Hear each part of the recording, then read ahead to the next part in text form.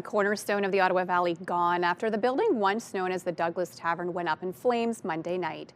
It was once the hub of the community, known for its iconic St. Patrick's Day celebrations, owned and operated for decades by the McHale family. Douglas's fire chief, Bill McHale, watched his childhood home and family business go up in smoke. And he joins us now to tell us more about the aftermath of the fire. Good morning to you, Bill. Good morning, Melissa. First of all, take us back to that call on Monday night. What was the feelings that went through your mind when you got this phone call? I can't say those words on television. My original thought was my heart dropped. We had been in the building previous hours before that. The owners had called. There was a smell in the building, and we couldn't figure out what it was. It was more of a bleach, kind of a distinct smell that we were in there with our thermal imaging cameras and our multi-gas meters, but we couldn't figure out what it was. So we deemed it unsuspicious at that time, and 4 hours later, we're in the building fighting a fire. Wow, unbelievable. Tell us how the community has been feeling as well. It's almost like we're treating it as a death. The amount of support I have got myself to my phone, it's almost like a sympathy card, but there's lots of accolades going around too. Our crew, as much as it's complete devastation, the firefighters that were on scene worked feverishly all night to try and keep this building, and it just seemed that we couldn't get ahead of it. Every time that we thought we had a fire out, another fire would pop up.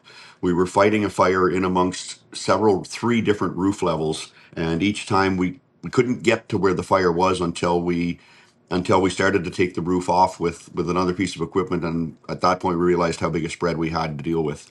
We saw some video of your iconic St. Patrick's Day party. Can you tell us a little bit more about what this tavern means to you?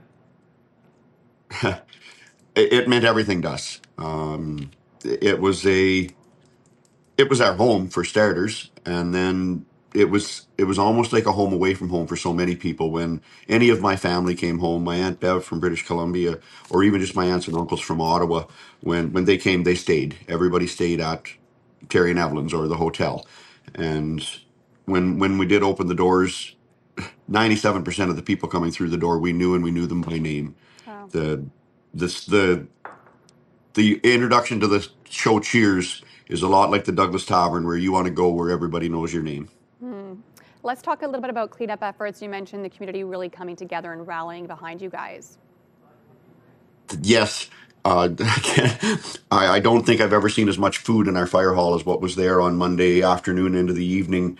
The community they've come out. I know there's going to be some naysayers and some armchair quarterbacks out there about the way things went down.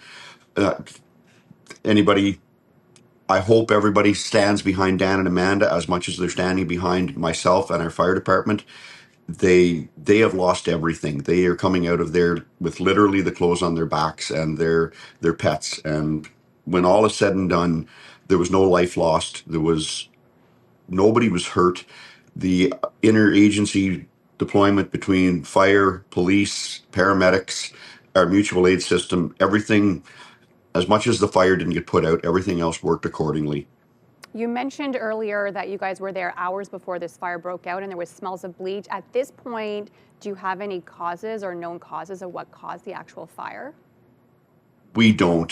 I was in talks with the Ontario Fire Marshal's office, and they're deeming it an unsuspicious fire, as are we. There's not enough left to do an investigation.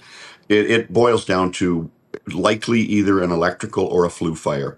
And again, it's total speculation. That's all that can be. Well, thank you so much, Bill, for joining us today. We're thinking of you guys at this time.